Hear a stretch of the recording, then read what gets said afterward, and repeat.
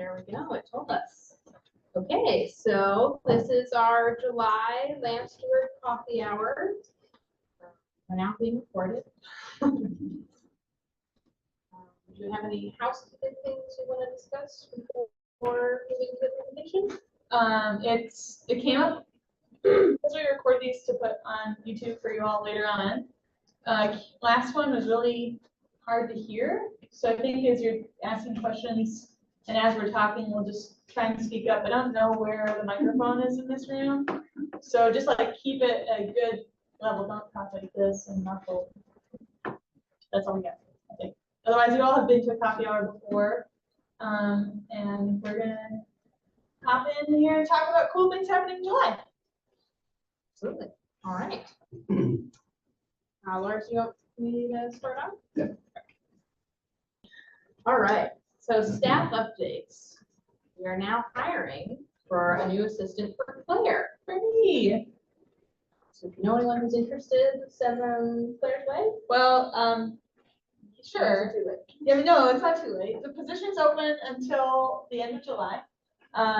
Closes 7:31 at 11:59 on the dot. No later than that. Otherwise, you're probably doing a bad thing if someone's applying for a job at that late at night. But it's gonna be 20 hours a week, year round. 2020, 39 an hour.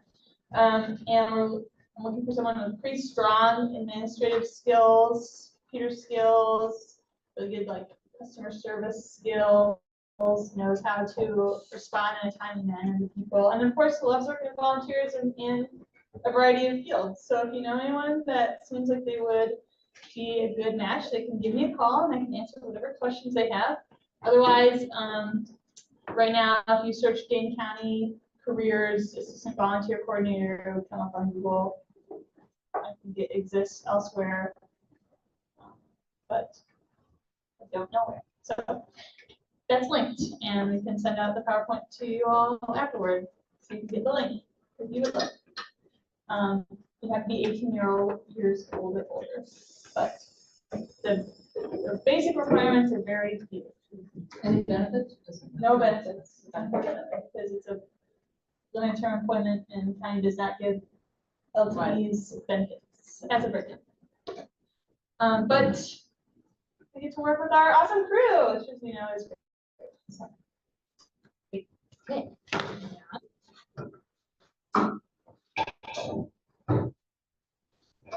Right, so just touching on our seed collection so far, we've already had a great summer of seed collection. This is particularly so for spiderwort. We are pretty certain we have well over the record this year for spiderwort collection. We haven't milled it yet, so we don't actually have the exact amount, but we feel pretty good about it. As you can see here, we had it overflow from the main seed room at Libby Road into racks and tarps. And I believe there's even more now than when I was there the other day and took that picture. So awesome job. And that was mostly due to 2 volunteer work days where we had great turnout. You guys were a big help collecting a lot of spiderwort. So thank you for that. We've also had a good amount of lupin this year, and we got 21 pounds of lupin. We collected wood betony, June grass, bloodroot, now even more. I have a little present from John here, bloodroot seed, and prairie smoke. Just talking about how we collected past flower, et cetera, et cetera. So even though it's, you know, our main weed season is the summer, we are still trying to get seeds when we can. So keeping that in mind. And of course, we wouldn't be able to do any of that without all of our partners, our volunteer work days, with our friend groups, Operation Fresh Start. They brought in a lot of spiderwort as well as lupin, and Fish and Wildlife. We actually just had a joint work day yesterday with Fish and Wildlife collecting spiderwort. So they've been a big help, and we've got some stuff from DNR as well. So, yeah. How do you feel that Shooting Star is doing this year? You know, a lot of our sites don't have a ton of Shooting Star. Goodland Park has always, I mean, typically there's always been a volunteer collection day at Goodland Park. We didn't see that this year. It's not as productive as it used to be, so we've been giving it a rest. It probably needs a burn, but we're going to be able to get some from other partner areas. Some of our summer seasonals here next week. So we'll have it. We just Yeah. won't have as much. My So, sites are kind of underproducing shooting star this year. I don't know if it's more of a dry species or if that's what the looking indicator is. I mean, I know what spider works doing, I'm seeing that. But I'm just wondering how hard I should be hunting for shooting star. Or if it's like, just, you know what, this year, you're just not gonna get a crop. It's a good crop where we're gonna be allowed to collect from a partner site. They say it's particularly good this year, but it's not good in other areas. Is that all ready by now? Yeah, Yes. it's ready. Ready Mine and, is ready and going. Yeah. Yeah. Something's a little early this year too, so like, I think on a list that we have later of like seeds that are coming ready, some of those are already ready and maybe dropping, so. Yeah, I went to, Schumacher to look for the little patch that I know bloomed there this spring, and I couldn't really find any of the seed. I don't know, did John collect any there? Shooting star? Shooting star? Yeah. No, I haven't, but there should be plenty down by the remnant. There was a lot of it. Yeah, okay, well, we can look again maybe, but we, Olivia and I were not able to find it or we saw it this year, so I don't know if it got nipped by something or what, but I was standing in the exact spot where I had a picture of it blooming, and I could tell I was in the same place, and I could not find the seeds, so I don't know if it got eaten in that area or what, but things to keep in mind.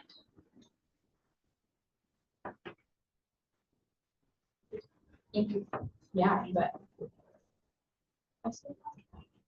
Just scrolling on this is a little weird. Okay.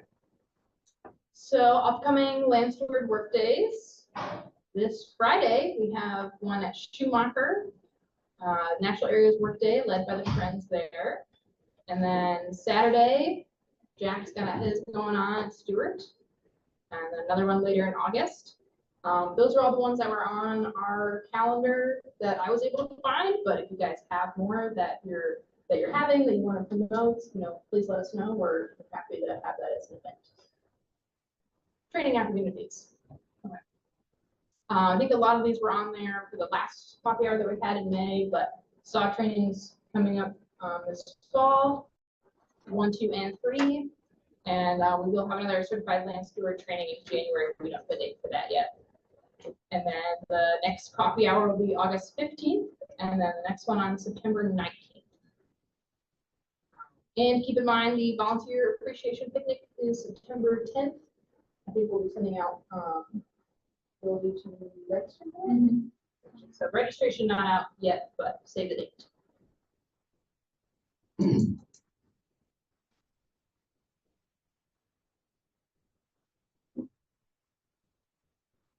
And then upcoming workdays with Dane County Parks. We have still several more of our invasive weed workdays. This Friday is going to be at Ice Age Junction, and then Fesky next week. And we have another walking iron workday coming up Tuesday, July 23rd in a couple weeks. So keep those on your radar. We're happy to have people out. Yeah, what's the difference between these work days and the ones that you were on page before the last page? So these are the ones that are run by Dane County Park staff. And then these are ones that are put on by land stewards. So like Jack. Oh, okay. Certainly. Got it. So I didn't realize the difference because I volunteer at Schumacher as much as I can, and I didn't realize that you guys didn't run that. Are you the land steward at Schumacher? He's honest. Okay. So you're running it on Friday then? I turn it over to Nell's strong. She runs everything. No, Okay, all right, yeah, I know. I didn't realize that she was the boss at all. Yeah. Okay. We wanted to differentiate because we've had volunteers show up and thinking they're gonna see us there, and they're like, oh, I had a question for Shane, and I thought you were gonna be here. And so it's posted by other entities, so. Got it, thank you. We're happy to have you go to any and all, but Yeah. just making that clear. Yeah, and just as a reminder here on the bottom, These events can all be found on your My Impact pages or Better Impact on opportunities list, and you'll see some are listed under ecological restoration, invasive weed control for the weed work days in the summer, but then you also see under ecological restoration work days is where we have the ones posted by land stewards and the walking iron work days. Why is walking iron separate? Well, so when I had people look at, we had Better Impact set up differently. And I had people beta testing it and offering opinions of what they thought they liked best. When we had all the restoration stuff clumped together, people said it was like too hard to find things. And they liked the difference between like the invasive weed and weed work days, between brush stuff, the seed stuff. And because the restoration work days, like, you know, anyone can collect seed or do weed work or tree brush removal at any time, walking iron.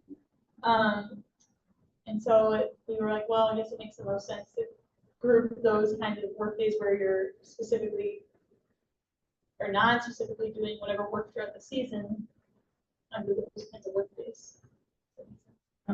Sorry. I've described that If poorly. it makes sense to everybody else, then don't continue. I'll talk to you later. It was an interesting way to try and organize stuff, and some people like it, some people don't. Okay. But from outside volunteer, it seems to me like, I mean, it's just the county has a particular focus on walking there. It's like what, every 2 weeks or something. Like it's Is just, that why it's separate? It needs a lot of help. Yeah. So and like right, so like I couldn't put walking on work days like under weed season because it'd be like, well, we're doing walking on work days.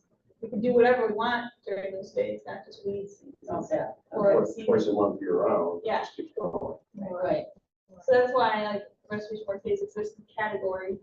And so Jack's work days can fall under them because he's doing whatever he's going to do at the Revenant Steward work days. Same with Mary, except in Mary after work days now. So same with Schumacher's work days. And then what are the other ones? Not restoration, but what? Invasive Ecological. weed control. So it's all under ecological restoration, and then it's one says invasive weed control, and one says restoration work days. So it's like different times of year, whatever we're doing that time of year will be, the work days will be under that. So like in the fall, it might be seed collection under seed collection and brush work under brush work. Right? No. Yeah. Flower work days. Yeah. It's a hard thing to like describe. Organizationally, it's like this made maybe the most sense. Probably just call me up and ask me where these things live. Call you. I don't know. Thanks there. That's fine. The Indian Lake is on there, so does that mean the roads?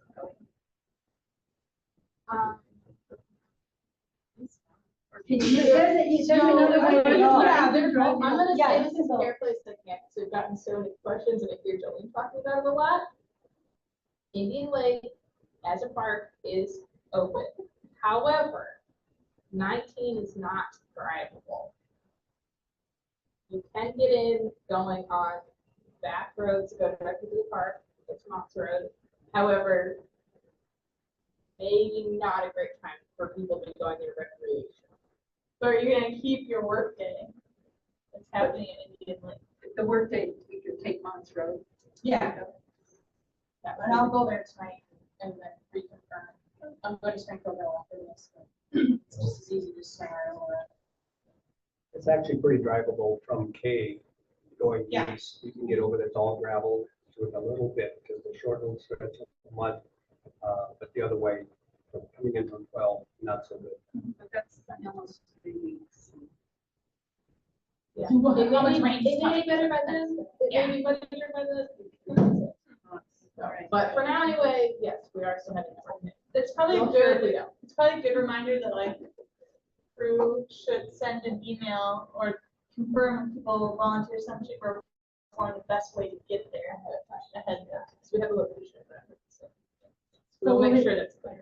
Will it be in the park proper, or will it he is halfway buried by the truck. Proper. Okay.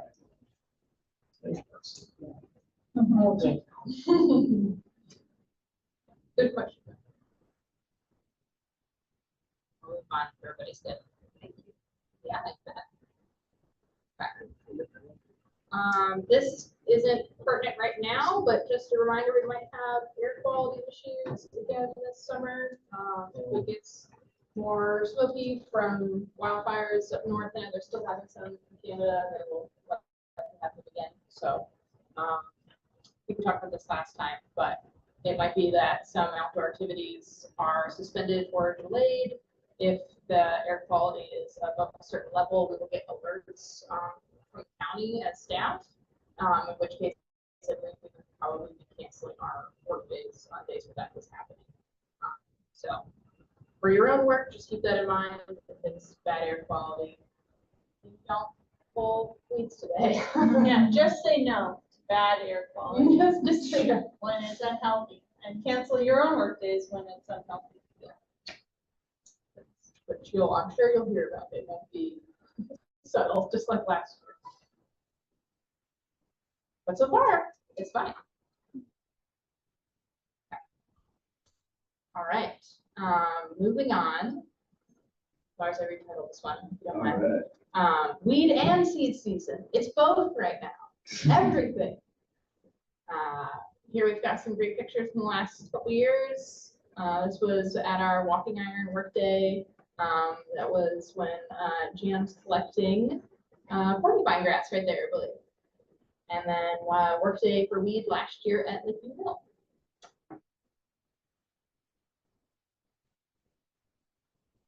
Alex, do you want to come down, please?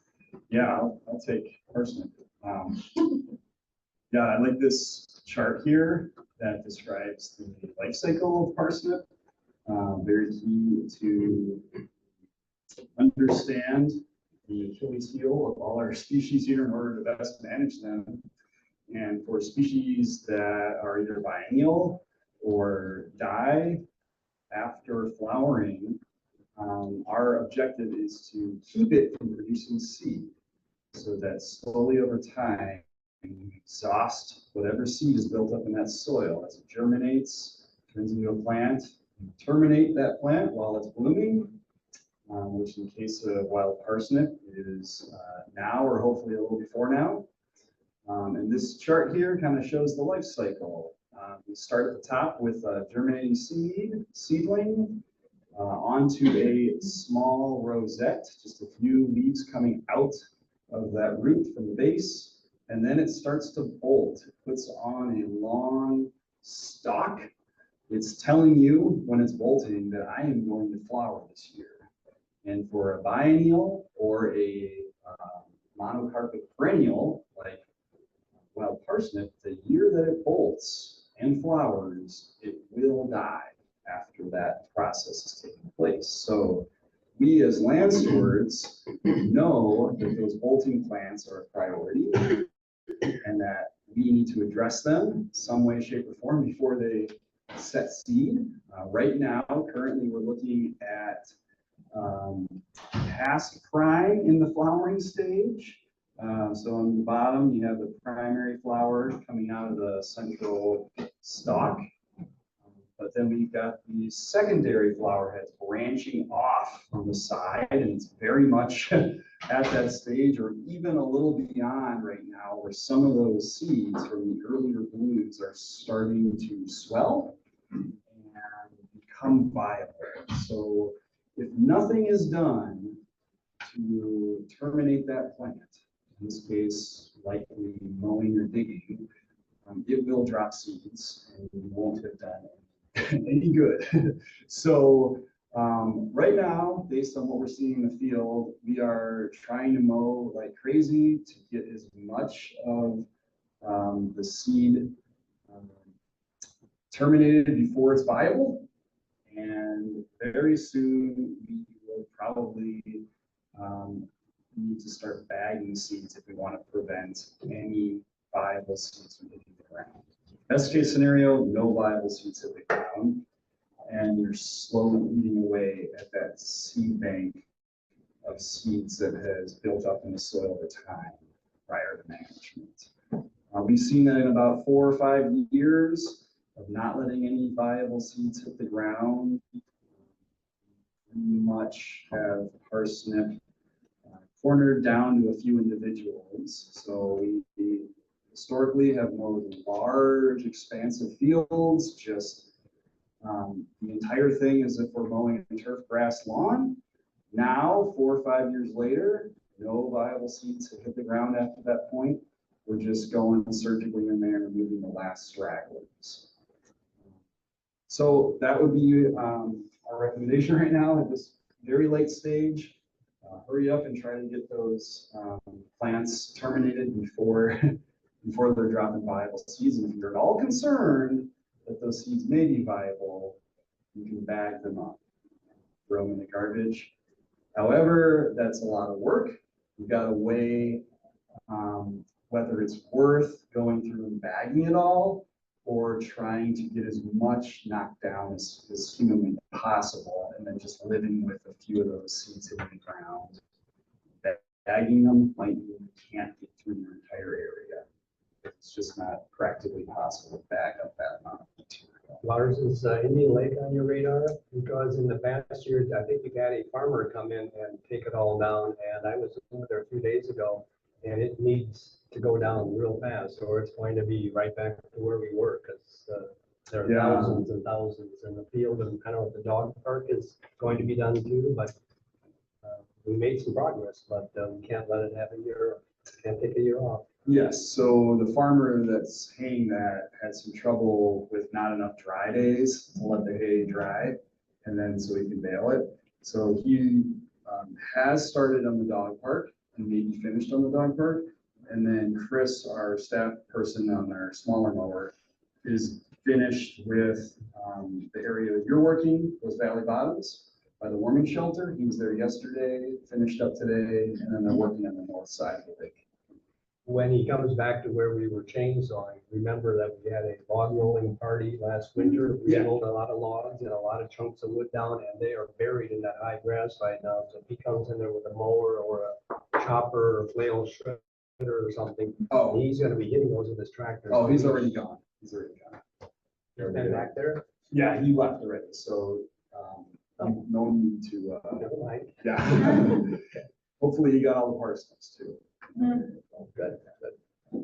Questions on parsnip? It's always a big topic. I just want to say that Chris did a great job at Donald Park along Deer Creek, which is a real bitch to mow. I mean, he did, and it was rank vegetation, but he got the parsnip that was there that we could not get to, and he did a great job. So I just want to pass it on. Thank We you. appreciate their work.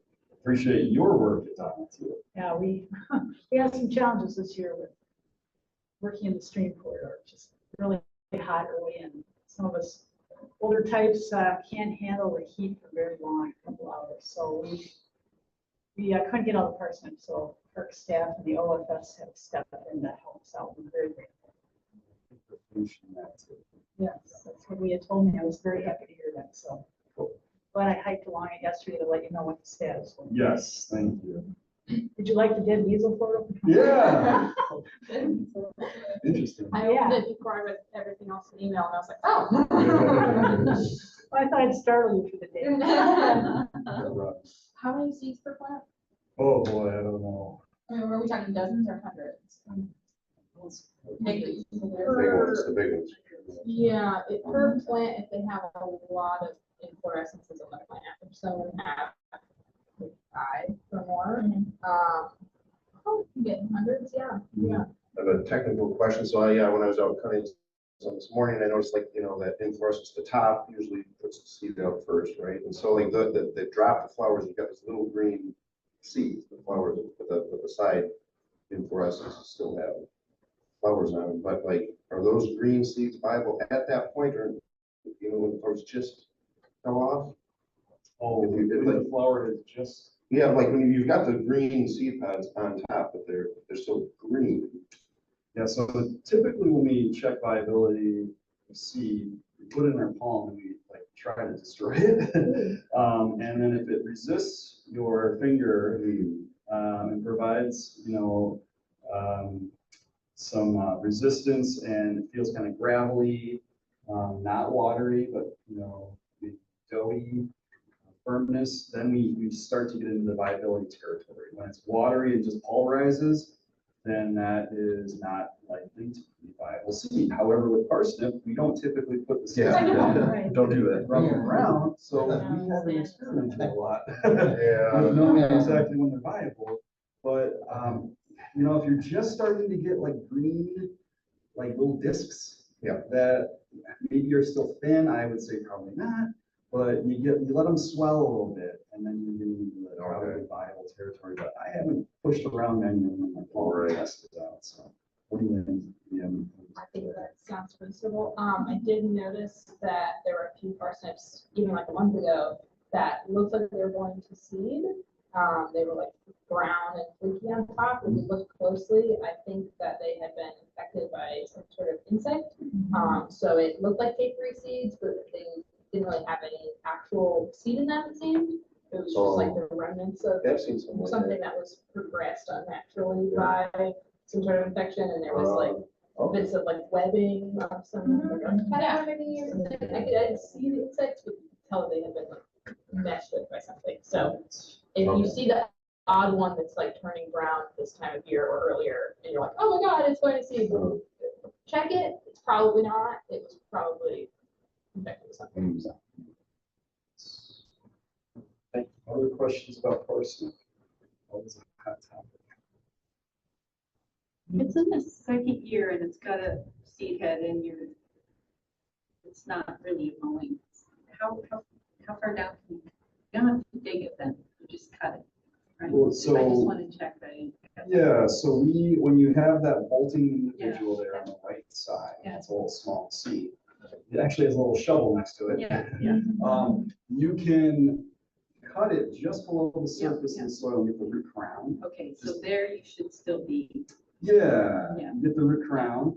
When it comes into that full bloom, side branches are blooming, likely you can just mow it and you'll have no resprouting or minimal resprouting. If you don't have very many individuals, I like knowing it's going to die, getting that crown out. Mowing, especially with parsnip, because the plants are at such different stages in their development, you never really know for sure that it won't resprout. So we often come by a couple times to mow our parsnip areas because they're at different stages and some of them are going to resprout.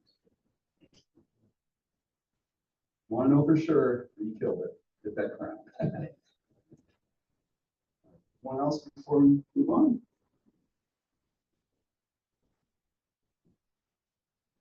To the next species. Sweet clover. Sure. So sweet clover is also biennial. Same deal, that flowers should be dead after that year of flowering. This is another one that if you have low numbers is great to spade out. It's, you know for sure that it's dead. Same thing like we talked about parsnip. I believe in some cases we will still mow it if it's in a large patch with the same intention of hitting it when it is in flower before it goes to seed.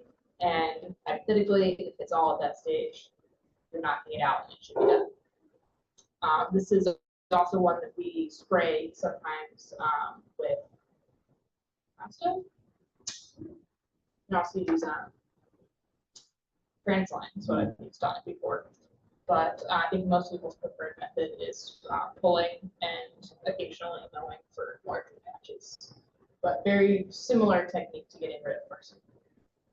Biennials, they kind of have their pattern. Lars, you have anything to add about that? This one's a little tricky because it's kind of unpredictable where it's going to pop up sometimes.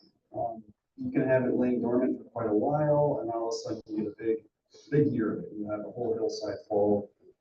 And then the next year, there'll be none. So it has really extreme kind of boom and bust years, which makes it hard to track and stay on top of. As opposed to parsnip, you kind of know where it's going to be every year. And a lot of invasive invasive. You kind of know there's going to be some coming out. Another one that can really wreak havoc though in various full sun areas. So definitely a species to prioritize. I've found on my own property that you really have to walk through the prairie if you have sweet clover to see it. Because if you try to do just a monitor it from, say, a fire break edge over 20 acres, you're gonna miss it. The deer like to come in and browse it. So especially this time of year when the other prairie plants are growing taller, they shroud the shorter browsed sweet clover, and then you miss it. So if you're walking through, then you come on a huge patch and you have to bend over and pull it, or cut it if it's advanced and remove it. So it's very frustrating. We've got an example. Yeah, large box of bouquet, if anybody wants to. It smells nice. Are you gonna talk separately about yellow sweet clover? Is that basically the same as this? Yellow and white? It's very similar. Lee and I have talked about this a lot lately. It looks the same, has a yellow flower. There's actually a yellow sweet clover over there in the container. Whoever asked the best questions today gets to take that. Keep your mouth It blooms earlier in the spring. So sweet clover is really full bloom right now. Yellow is past peak. Yeah. And starting to probably make some good viable seeds in some areas. Here in this area, yellow, I put a little lower on my priority list because it tends to be a shorter species that doesn't do as well to overtop the prairie and really smother it with just white. Sweet clover certainly does. However, other areas, we have very tall yellow sweet clovers. Yeah, so where I worked in northern Illinois, there was just as much yellow sweet clover as white, if not more. It almost seemed like they would oscillate between like years where white was bad and years where yellow was bad, and yellow would get just as large as white. And we usually prioritized it earlier in the year because of it going to seed sooner, and so that would be one we would try to get out before we had to start bagging it. Because by the time we were planting white sweet clover, it was going to seed. But yeah, it doesn't seem to be nearly as common here in southern Wisconsin as white is. Don't know why, but regional difference. Are there particular parks in the county system that really have a big problem with white sweet clover? Because I haven't seen a lot of Donald Park. No, Wayne did a really good job. Other volunteers in the past have done a great job with keeping it under control. So we don't have huge infestations. We've got a little bit to deal with at McCarthy this year. That's pretty big, and that's what Chris is going to have to know. We've always had a little bit at Lake Farm Prairies around the Lucier Center, surrounding area there, but we fortunately don't have a whole lot of this. Like to keep it that way. Yeah. Once you start to see those flowers replaced by little beans, little seeds, will be pretty big, relatively big compared to a lot of seeds out there. And they're a little hard bean. Once the flowers begin to be replaced by these swelling seeds, that's when you don't want viable seeds to hit the ground. You want to bag them. So I hate bagging stuff. It's such a pain. That's why it's so critical to pay attention to what these plants are doing in the field, to check your sites regularly and be there at the right time to deal with these things efficiently and without having to put in more effort than you need to. Work smarter, not harder. Any other questions about sweet clover?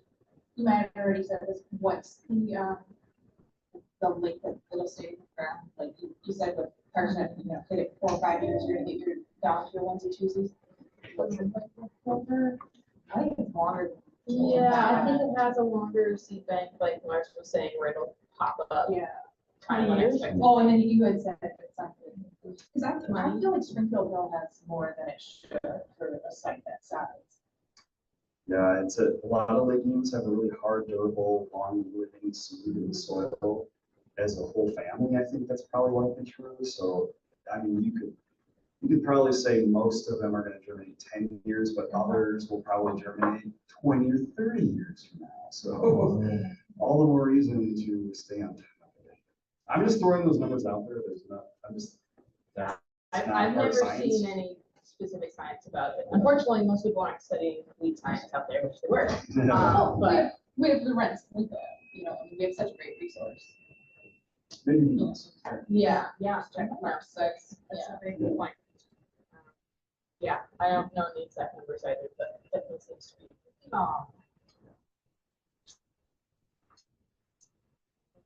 Anything else on that one? Moving on. This is a big one right now. Japanese hedge parsley, also biennial. I was even looking at this very recently. Yeah, it's one of Talk my about that one? favorites. Maybe the next picture is also, well, I'll just point out, the flowers are all obviously pretty noticeable in the open blooming. They look like little miniature Queen Anne's lilies, some family, Parsnip.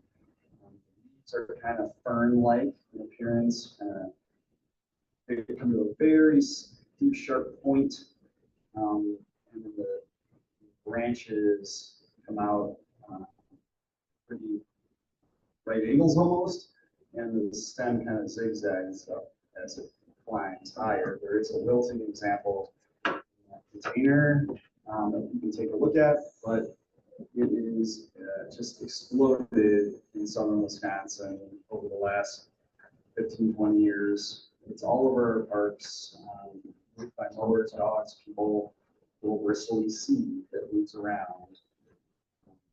Maybe the next slide has a picture of what it can look like. This is the recent. Okay. Yeah, this is my neighborhood. For people that think it's really cool to just kind of let things go wild, like no mow July, and that can be even worse than this, where it's just it's thick as a the hair on a dog. It's really bad, and it all intertwines and pretty much smothers itself out. Right now, I'd say it's just before prime. In its blooming, would you say prime? Right before prime? I don't think it's quite prime yet. When it's prime, the whole thing will be lit up like a Christmas tree with blooms all up and down the side branches from top to bottom. It can get how tall? Overhead, probably. In some places, in nice little areas. All the way down to little ones like this. They're really They're all annoying this. living. Yes.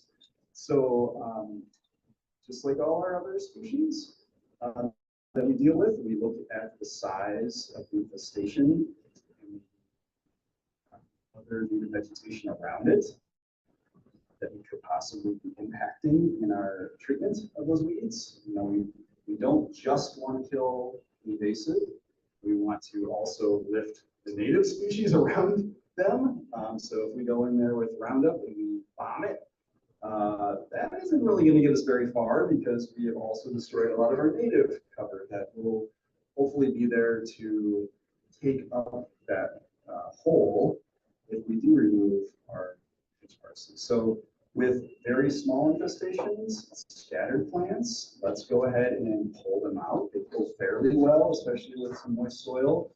The Parsnip predator might be a little bit of an overkill tool to pull out the roots, but getting the crown is sufficient to killing it, especially if it's a area where the soil is a little more dry or hard or clayey. You might need that Parsnip predator to get that crown out. But when we start getting into patches like this, where it's just growing on top of itself, we're looking at other methods, which may include mowing. It mows very well. It resprouts very poorly if you time the mowing for while it's in full bloom. Remember, when plants are blooming, they've expended a lot of energy into making those blooms, and they have very little left in the reserves. So you hit it with a mower, and there's nothing left in the reserves, probably will die or resprout very poorly. And come back and treat it, or just let a few seeds in the ground. We like to come back. Mowing is also very preferable technique got nice vegetation around. We were just looking at Steward, and there's a lot of nice plants growing among the hedge parsley. And if you were to come in there and mow it and mow the natives down too, the natives are likely to bounce just fine, bounce back. They are accustomed to disturbance, to burning, to grazing. They've got well-established root systems. The hedge parsley does not have a well-established root system, and remember, it's expended all that energy. So they will likely bounce back from any mowing. Herbicide is another story. That is a viable technique that you can use and we have to treat hedge parsley, especially in poor quality areas or extremely thick areas that are not practical to mow when they have trees in the way and such, or logs in the ground. It becomes hard to get a mower through there or brush cutter. So using a selective herbicide, we use Escort, which does very well on this family, the parsley family. That includes parsnips. It's selective to broadleaves, especially parsley families, roses and such, but it will not kill grasses, sedges, and some other broadleaf plants as well. So that can be a viable solution. It's very slow to kill, so you may think that you've done nothing but sprayed water on it, but it takes a few weeks and it will very successfully kill that individual. So that was a lot to say. I don't know if I skipped something there. People have questions or clarity. What do you want to add on to this one? Spray. What timing? Earlier the better. Yeah, you can do it all the way until now or even a little beyond now. Even with this slow-acting Escort, it seems to stop its progression. Even if it doesn't wilt over the same day, like you get with Milestone and other stuff like Arlon, it usually stops the progression of the plant.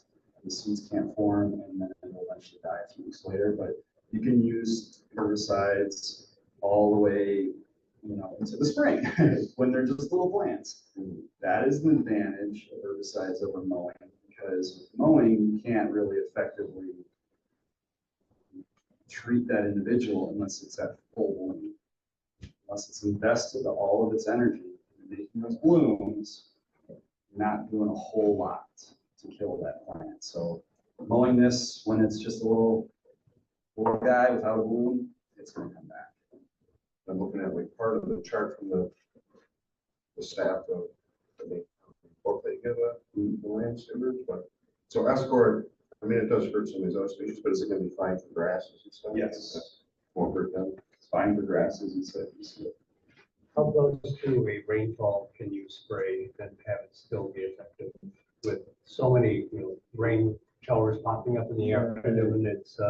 It's always a tough call as to whether I should spray or not spray. And I was told that if any spray, and I don't know if this is all herbicides, stay on the leaf for 2 hours without getting rained on, it's going to be effective. Comment? As far as I know, 2 hours should be plenty for any herbicide, and some are faster. So like, are you saying like an oil-based herbicide, like for doing a basal marking, in fact, Garland 4 on shrubs, you can do that almost to the minute before it starts raining, because it soaks in and it's not easily washed off by water. So it does depend on the herbicide and the form, but I don't know of anywhere 2 hours would be. Foliar is what I had in mind. Right, so for most foliar, I think 2 hours should be fine. The Terra View says specifically 4 hours. Oh, that's a new herbicide for us too. Yeah. So I haven't actually said anything myself, so. Which one was that? Terra View, it's what we were using on Lily the Valley. What's the active ingredient? it's my- Either Terra or View. No, I don't know. it's a mix of We milestone. I did read it. Mix of milestone. TERRAVUE. Is that, EUE or V? Special cocktail. is that something that's in Canada?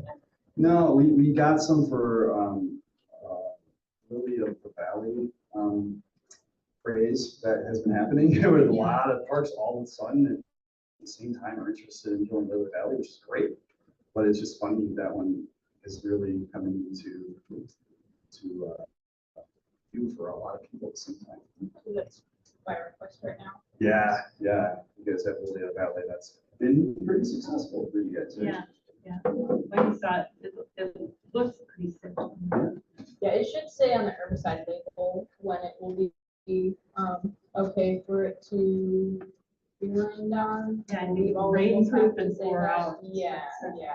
Now, they might be more conservative about it than is what's actually necessary, but it's probably good to go with what the label says. I think a lot of them say 1 hour too, and Yeah. I feel like I've had stuff that rained on in less time, like 20 or 30 minutes, and it still was effective. I was wondering about spraying herbicide along waterways, streams, lakesides, et cetera. That seems kind of a dicey thing that we probably shouldn't do, and I wondered what your thoughts were on that. Yeah, maybe we could, do you want to, how many slides do we have to get through? You want to put that one at the end, or should we address it now? Yeah, maybe we come back to that one. Yeah, it'd be nice to think like for general questions, just saving them for the Q&A at the end. So it's easier for the YouTube sorting. Oh, It's yeah. fine, you can do it in the future copy to it. No, we'll have time. Okay. Yeah, we'll have time. That's Yeah. fine. Lars, quick question, Yep. where is that, since you and I have the same neighborhood? Oh, it's, Where is it? I haven't seen it, but I haven't. been it's on down it. Horde on the other direction Yeah. across the road. Yeah, and then yeah. up the side road. Oh, okay. All right. Not- Not near my house. One thing I'll mention about Japanese Hedge Parsley before we move on, I just always say this about things that are in what I would just call the carrot family, that have white flowers and they have similar leaves. There is also the poison hemlock, which when it is young and not robust, looks very similar to Japanese hedge parsley. I think most of you would probably know the difference, but just be aware of that. It's occasionally on roadsides and in ditches, and it tends to be a lot thicker stem and a lot larger.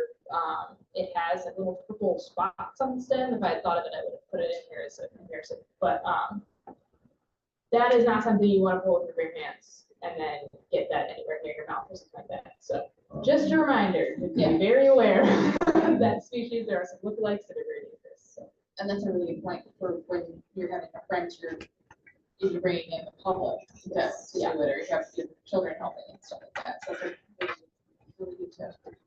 Sadly, we're going to be talking about that species a lot more. This is more, I know people who specifically go after that. But the hemlock? Yeah. So you can be talking more about that. In the future, yeah. Yeah, it's coming. It's around. Okay. Moving on. Yeah. Seeds, the seed side of things. As we mentioned earlier, some of these are already ready or maybe past prime, but just things to keep in mind. Got spiderwort and shooting star, which, as we said, have already been collecting. Angelica, as pictured, some of you have been collecting. Alum root is definitely popping. We've already gotten some from Round Robertson. Bellwort, sedges, lots of different species of sedges are ready lately around this time. Mhm. Nodding fescue in the woods. Red baneberry, I don't know is quite ready. I think it's a little early for red baneberry, but coming up. The same goes for wild garlic.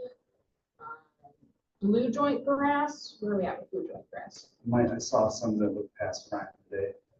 Aspirin. Lancely Coreopsis. It's a great one to try to grab if you can.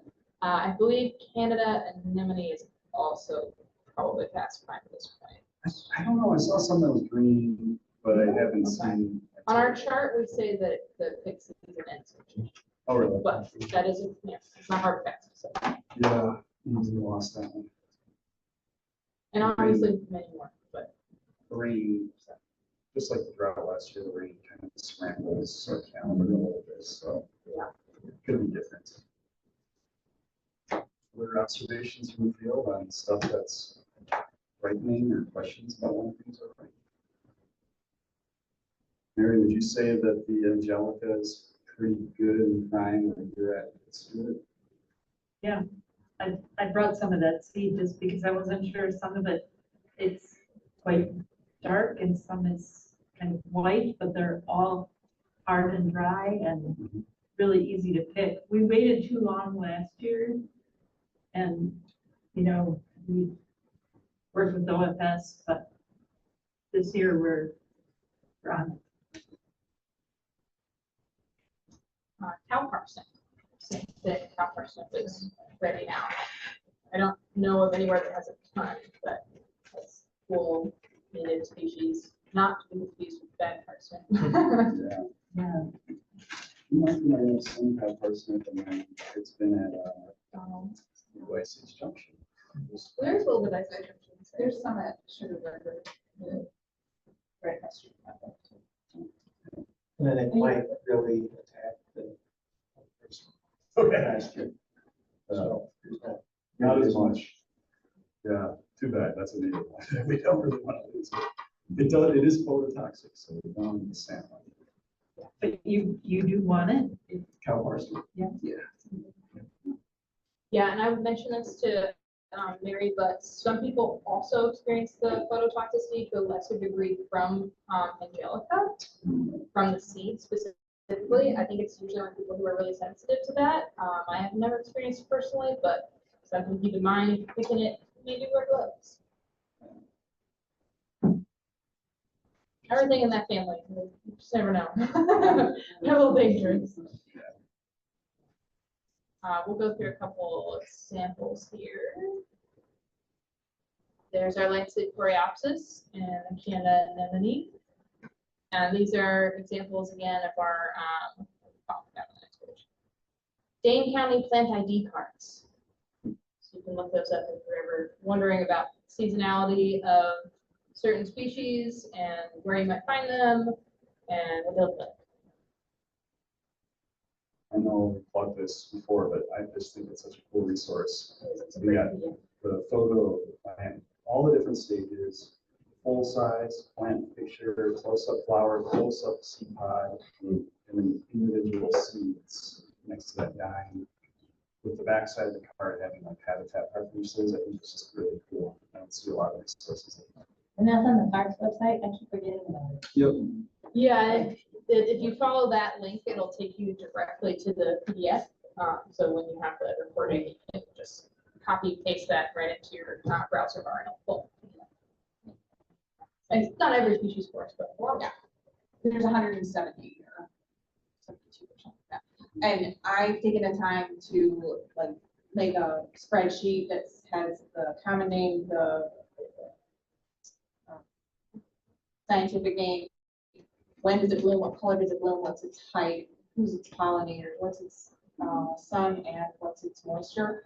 It's a pretty overwhelming spreadsheet if you're not an auditor, but that's what I've done for 19 years, so to me, it's very intuitive, but I can make that available. And so one way I use it is kind of like as a plant ID. If I'm in the woods, then I'm gonna filter it and say mostly shade, part sun, 2 feet high, blooms in May, yellow, and I'm gonna get, you know, a much smaller list. And be like, oh, well, then I'll go and look at the pictures and be like, oh, okay, now I can identify what plant. I think that we're getting towards the end of our seed section. So if anybody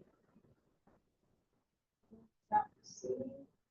Questions about seed, cool things you're seeing? So when we drop off at Libby, is there, or is that coming up? But is that a slide that's coming up? I think it might be. Oh, okay. I think we didn't actually.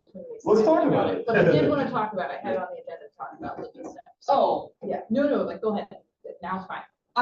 is it every day, or every weekday, someone from Parks is going in there and moving kiddie pools, you know, changing things around? I mean, is it only once a week? Well, no, it's probably once a day or twice a day that you guys are there, right?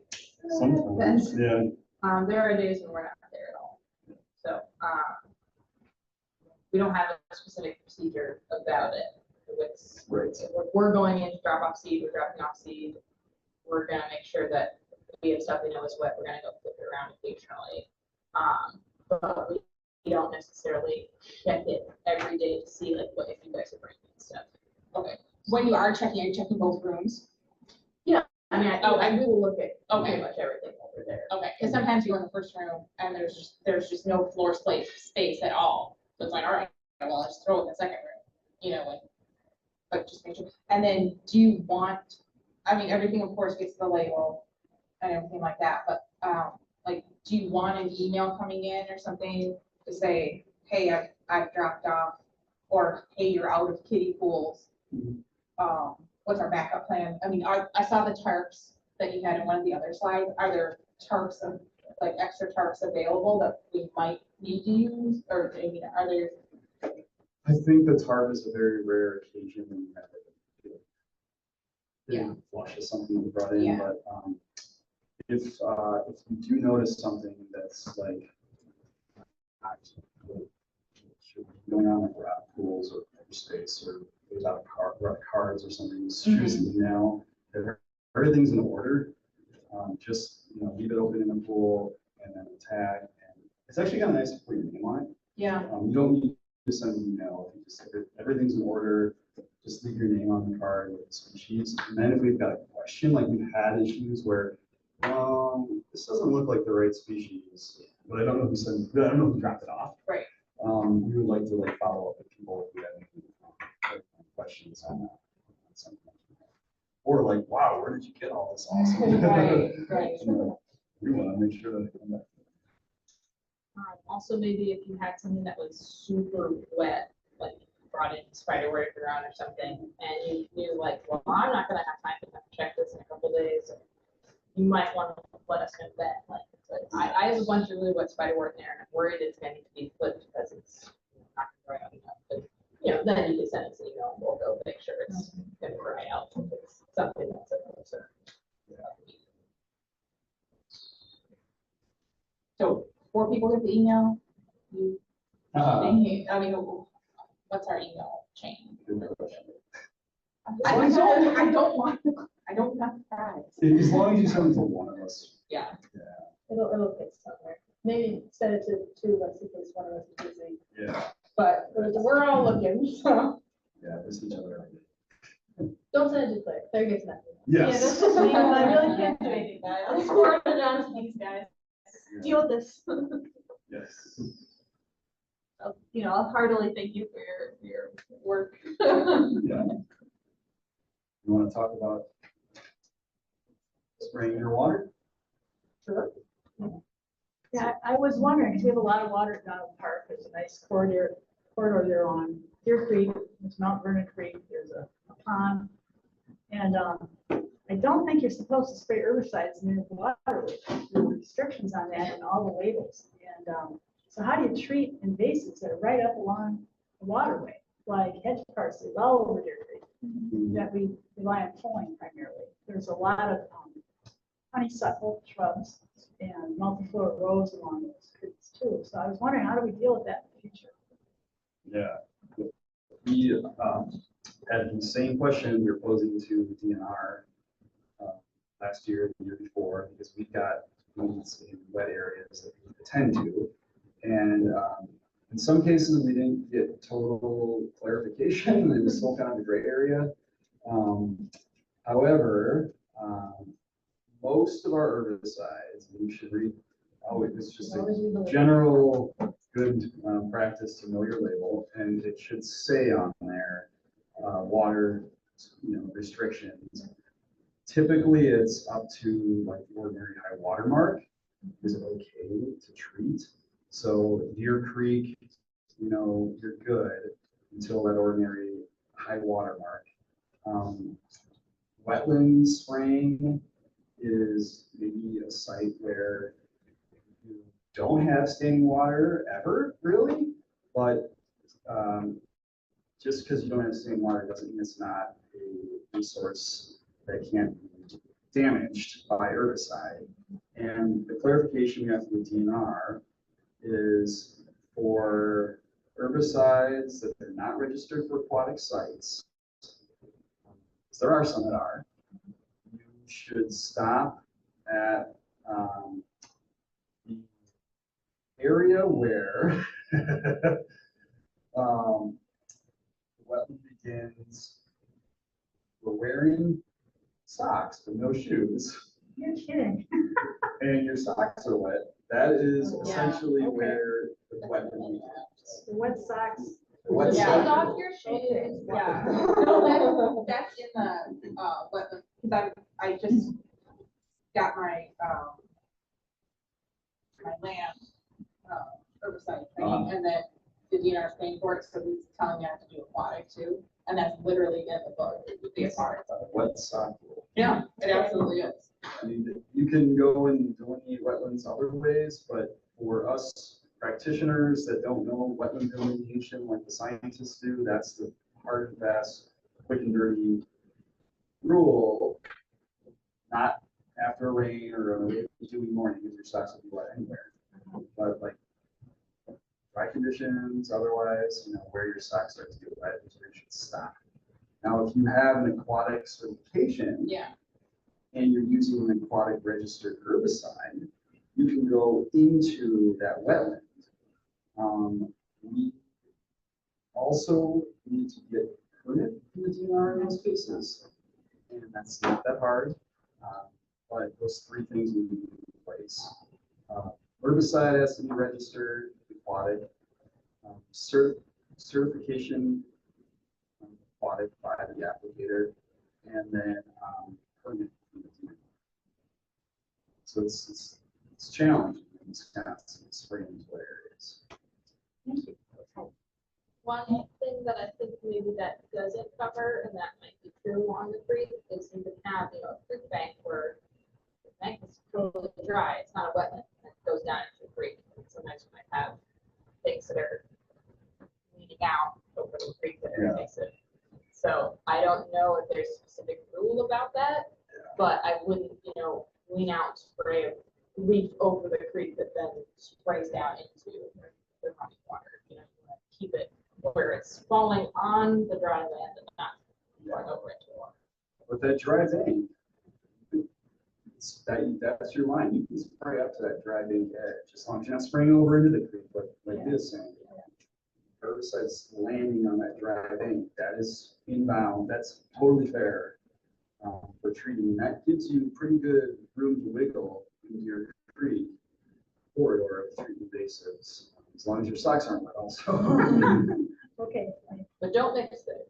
Yeah. Don't mix it at once. Don't mix them. Hey, look, I don't know if this would have any bearing on it, and the name of that plant is, that tall thing that grows in the marshes, it's all feathery and it's really nasty. Phragmites. Phragmites, thank you. But anyways, Jan and Mary and I treat that, we cut and treat that a lot out at the state natural area, the DNR state natural area at Cherokee. And I don't, do you know what the herbicide is on that? Because that can be used in a wetland and that can be used on other places. I don't know the name of that either. But I got from Jan, so that's cleared by the DNR. Yeah, it's probably a mask here. It is, it is. Yep. That's. Does that work on her stuff? Yeah, it could. Yeah. I would probably caution against using that one.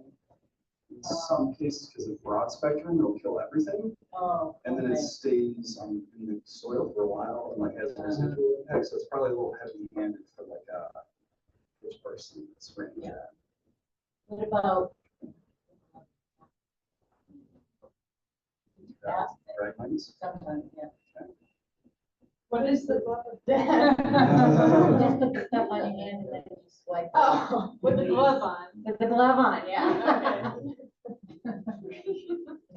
Lars, what do we do at Halfway Prairie School, where we've uncovered a site where the farmer has been dumping his debris for the last 50 to 100 years, and we're talking tractor tires, car parts, rolls and rolls of woven wire, refrigerator parts. Will Dane County come out there with a backhoe and maybe a 30-yard dumpster and dig all this stuff up and get it out of there? Does this sound familiar to anyone else?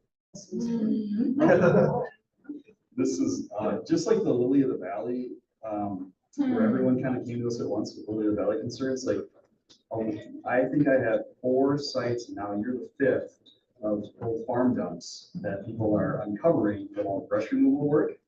And like Yes, if you send me an email and picture, I like pictures, I can send them to the ops crew, put it in a word order really nicely to know what they're getting themselves into. I'll circle it on the map. All of these are in the queue.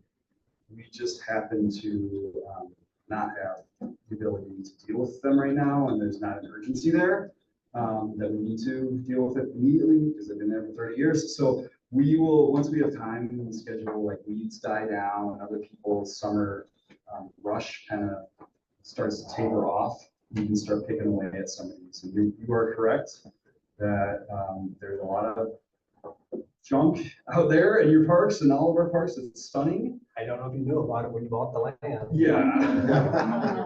Yeah, but I'm not surprised. Mary will tell you. all the Yeah, time. I grew up on a farm, and when we had junk, we just took it to the nearest ravine and dumped it in there, and it disappeared from our site anyway. Is there, like, we have a metal, a salvage metal thing that's behind the church. You know, I think that they get some money for their church. So at some point, I was wondering if maybe we should just start bringing it there in small batches, but do you know, does Dane County Parks try to recoup some benefit from the salvage metal? We just throw it in city Madison parks. The DNR land. No, we take it to the recycling. I don't think we get it. There's a lot of aluminum tubing out there. I don't know what the structure was, but a lot of 1-inch diameter tubing, and I thought this would be, worth something, but a lot of it's now filled with mud and dirt, and a lot of the steel also was caked with mud, so I don't think any recycling place is gonna want to deal with it. So I think it's just gonna have to be landfill. When I first talked to Chad about it, because I kept thinking, this is a Lars situation. He's a naturalist. This is a natural. But he said, well, I'll just have them put a dumpster at the end of Blue View and you can fill it up and then they can come and get it. Made it sound like it was gonna happen like that.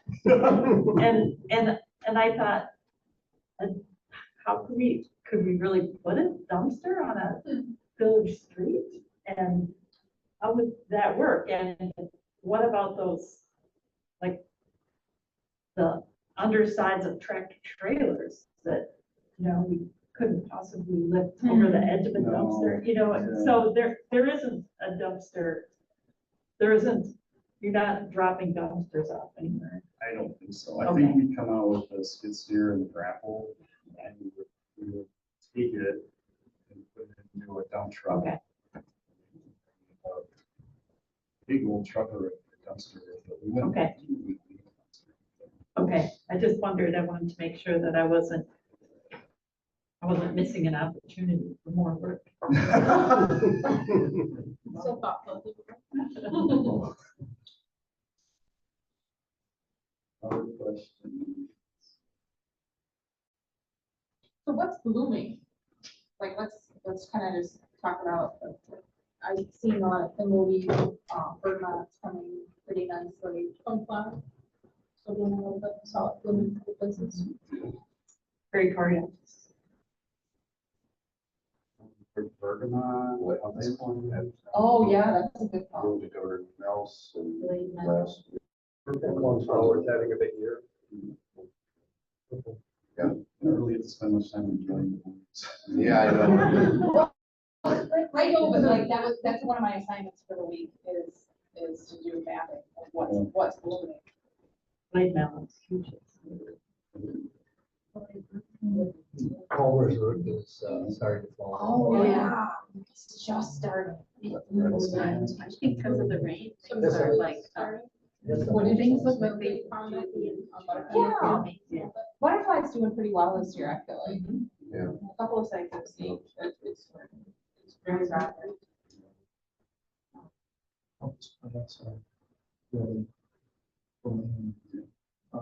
Our dock is just starting. Okay, seasons. Justin, what were you saying this for? I just It just says that, I think because of all the rain, the prairies look like end of July, not, mid-July. Everything just seems, yeah. It's really been a great summer, Yeah. spring and summer, as I told Lars, I've been over Indian Lake for 4 years and been through those prairie lakes for 4 years looking to see what's there. We had two wood flowers, wood lilies, blue, in an area where we never had them before. And that was so unusual. I don't know how long we can lay in the ground, but after 4 years, we had 2 or 3 in blue. Very special. Cool. Was it a burn here? No, it's never been burned. Just clean up. It's a very stony and gravelly area, so it's never gotten anything higher than usually 12 inches, but it's having a great year with ledge plant, which is in flower right now too. It's going bananas up there, but I couldn't believe it. Yeah. I have a question for people. Better impact. How is it going? How are you liking it or not liking it? How do you edit something? On what, your hours? Yeah. So yeah, Jack asked me this question. It seems like you can't edit your hours, and I think that might be the way, just behind the scenes, that the software developers, they do the math. So if you edited something, it might mess up whatever math equation they have. So you have to go in and you can copy whatever, you can copy notes that you made about whatever you did, but you have to delete it and then re-add it. I'm supposed to put our hours in there? I thought I just recorded them. Well, I didn't put so, anything in. so like you wouldn't put this in. Huh? You wouldn't put this in. No, but I've been working a lot and I just Yeah. thought it automatically. So for the Workdays, that's true. Well, Oh, so, okay. Oh, that's just the people that are doing it on their own or like. So the difference is if you sign up for an activity on Better Impact, if you sign up for this coffee hour, if you sign up for Jack's Restoration Workdays, if you sign up for Nell's, Schumacher's Restoration Workday, those are set to track the hours that you sign up for. There's a time Okay. associated with them. If you are going and monitoring bluebirds on your own, or cutting brush at Indian Lake on your own, or picking seeds at Ice Age Junction on your own, there's activities, the independent volunteer, you can sign up for that activity, independent volunteer seed collection, but you have to go in and track your hours that you're spending. So if you're using the glove of death, hand of death on Phragmites at Cherokee Marsh at Hot Heights, that's like where you would go in and do independent volunteer invasive weed removal, whatever it might be, and say, yes, I worked 5 hours on May 10th. Okay, thanks. Yeah. But when you put in notes, I had asked you, I'd have to copy it, It doesn't delete it if I wanted to change the note. I can't change the note. Yeah, it doesn't seem like you can. I can't. Unfortunately, it's not my decision. Okay, so I need to know. I'll be more careful. Yeah, Note to the developers. that's good. I'll write that down.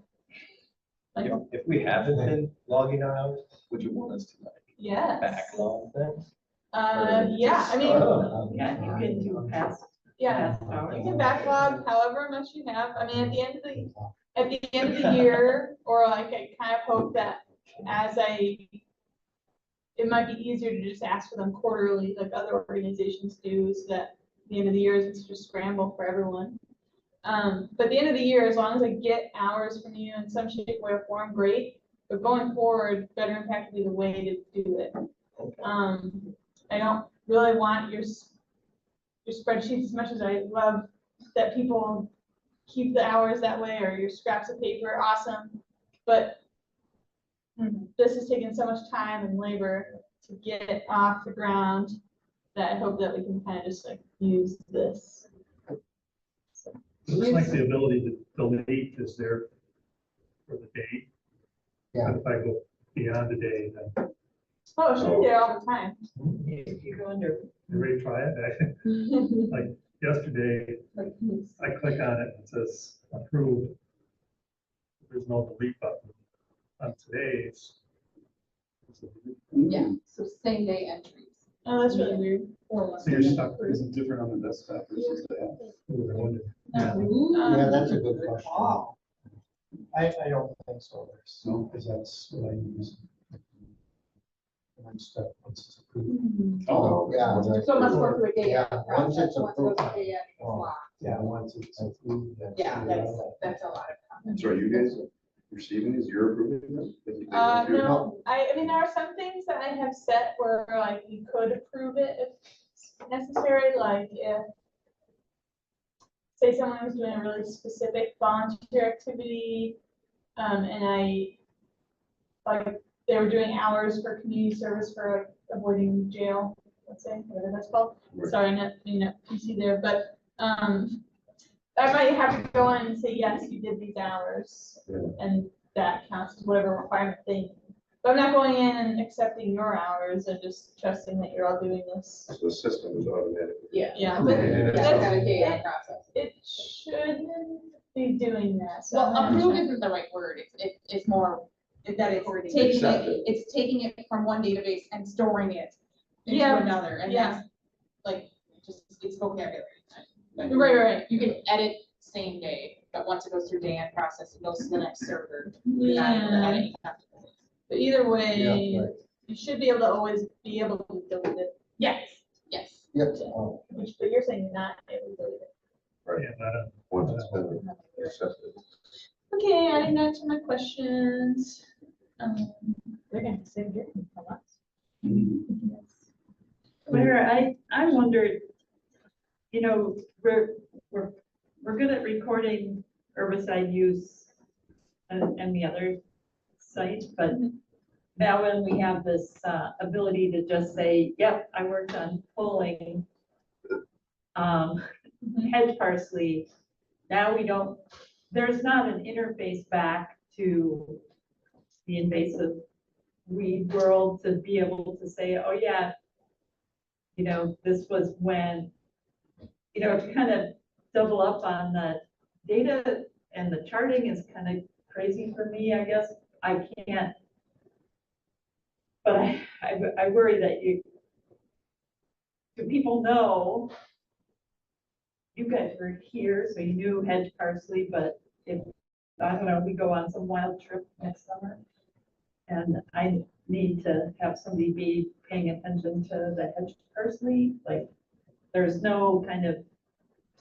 Yeah, so I guess, and you all are special in that we're asking you to do ice and track to record your land management activities and your herbicide use. Because that's what we want, the natural areas team wants to see your activities, so that we're not duplicating efforts and we're communicating that way. And I've talked to the team about this, and like the best situation we came up with is that we want you to still use ISM track to record your activities, and that should come first. And that can be like where your notes go. Like I won't really go and look at your land management activity notes in your better impact tracking. That should live within ISM track.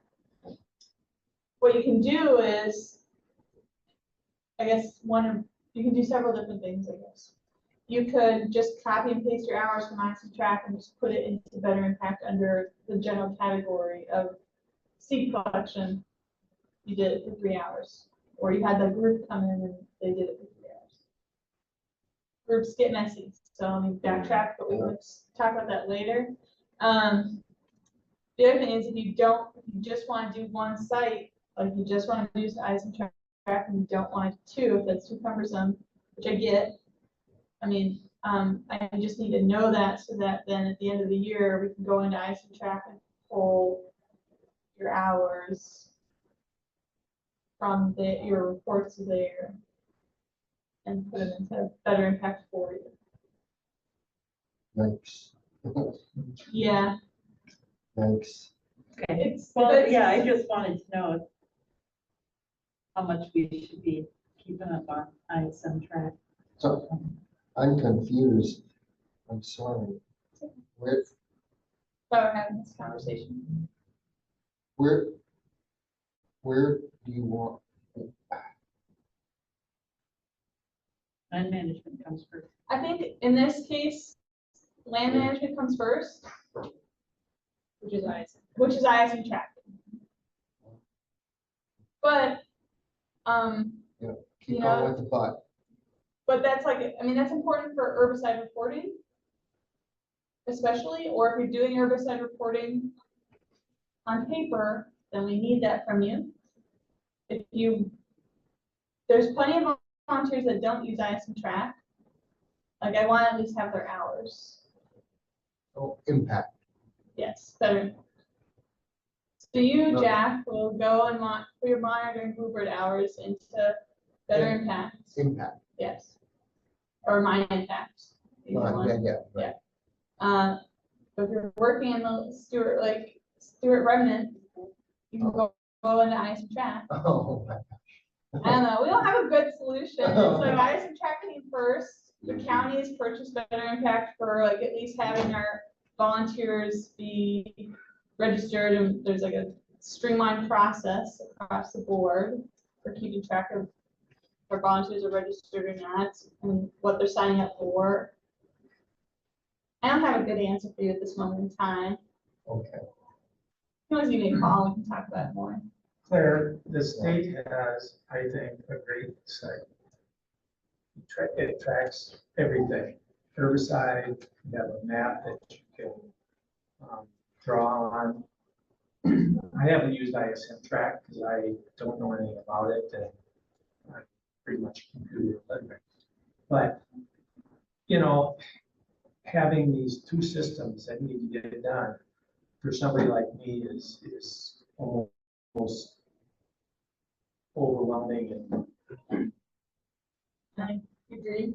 And so I don't know if it would be worth looking at it, like something like the DNR site.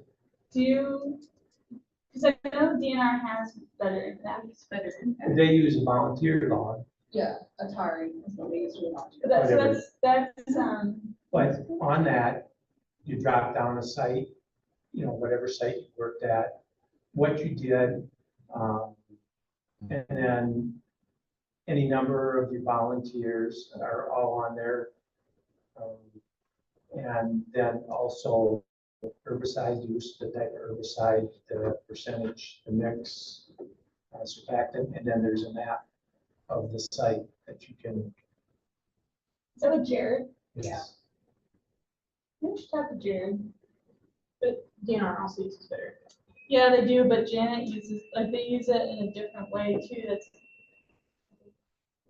associated with. Jared's system isn't like the rest of the DNR's system. Yeah, I think you brought up a really good point where you said, like, you don't want to be scrambling at the end of the year. So like having these conversations now, we're in July, I don't know when you launched Impact, that was after burn season. Yeah. But like trying to talk through some of these bugs now, where we only have like maybe 3 months of data, that's only one system that we want to pull. I think this is a really good time to like touch base and just see, is there things that we can suggest that will help make the rest of the log, the rest of the season easier to log. I think this is a really good spin on conversation for people who are data nuts. I mean, I think I can like at least talk through some of this stuff and then come at it from both sides, from what you need for data collection, but also coming at it from I'm an individual inputting this in, and what technique, what can I come up with some quick and easy things to say, okay, go ahead and use these steps first, and then right after that, just grab that same information, whatever, but knowing we don't want to come to your end and just be, yeah. Vanessa, were we Well, I gonna? was just gonna say, like, it seems like you went over all this in the training. But it was, repetitions and other learning, and you So I'm just wondering if it's appropriate for like August to review some of this. And the other question I have is how people, that we sort of talked about this beforehand, but people who are working at a site, like communicate with each other. And I think that's through ISM. You can't communicate through ISM track to other people. You can see what they've done for a site. I mean, with Better Impact, there's a sense of committees that we haven't fully set yet, but theoretically, you can email people through them. So like, Yeah, so my question is kind of, is that like come back to the training again in January, or is it, am I the only person who's wondering about that? And we're probably not the person, but we've also been talking internally about ISM track a lot, and like, I don't know. I think it's I guess it's like in your shoes, I wouldn't really want to keep track of like using two different systems. I want it to be intuitive in one system. Like, I agree, it's cumbersome, but I just don't have, I'm also like working with like multiple volunteer types across the board. Those volunteers that aren't using another computer system. So yeah, and I've talked to Jared a little bit about, we have to revisit that conversation about maybe. Unfortunately, the rest of the world doesn't do what we do for the most part. So there's not a lot of software that's been tested out there for doing all of this at once. Well, there's a time component too. I mean, I'll just say that you know, we're working, but we're doing other things in life. And then I would think, so time's important to me. You know, I'm juggling lots of stuff, and that's my problem. But to have to go to two different systems, but also logging, it's another time element. And then, you know, you could say, do I add the time I'm using to put time in? I'm being a little facetious. But Yeah, no, man. The time piece is making it as efficient and as simple as possible in a one-stop shopping type of place. I like technology. I work for DNR. It's over the top at times, and their database is incredible. But having said that, striving towards something as simple and one-stop shopping, is so important for volunteers. They're volunteers. They're not getting paid. I know. I agree 100%. That's why I guess the question. Yeah, I mean, I think that there's going to be like a lot of discussion and a lot of learning going through this growing pain. But sure, I think that if everybody's kind of willing to bring their input to the table and bring some deal breakers. Like, this is my deal breaker. I don't know what you can do about it. You don't even have to bring a solution to the table, but even just bringing deal breakers, that's a really good problem solving technique that I've been able to use. And I was just kind of thinking, like, you're representing one park, but how many jacks do we have out there? Do we have 20 or so? There's only one jack. No, I mean, For sure. yeah, that's a good point. I get in my own way plenty of No, times. do you know what I mean? Like, how many parks would have a representative, like, that? Like a land steward at a park. Yeah, but that. Yeah, how many that's- land stewards are? Yeah, kind of. Yeah, let's go with that thread right now. And then, because it would be great to, because there's a volunteer summit that's once a year in March. But maybe just like throw something else on the books prior to going into brush cutting or, brush pile making season. Get through weed, get through seed season, get them all in a room. Everybody's going to share a lot of experiences, but then let's hash out, how do we make it more usable, less cumbersome, and go through. You got to go through the growing pain. That's the only thing I can think of. I mean, I go through software upgrades once a year, maybe. Where I'm at, and Yeah. everybody's got such great value and so, you know, I just think we just gotta go through something. Yeah, so we can wrap up the recording sorry. here in a second and add something before I close this.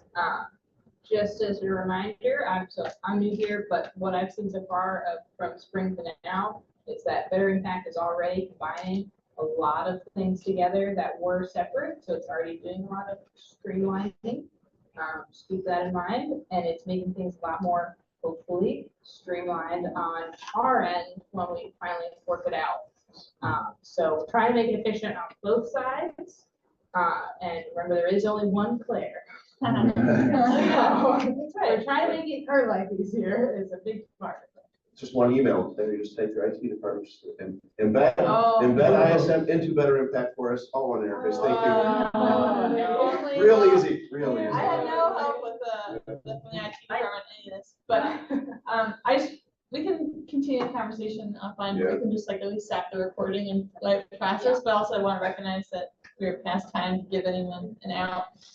But I just wanted to say that I worry that when it's not recorded somewhere and I end up sending an email, then I'm like, oh, wait, Lars is on vacation.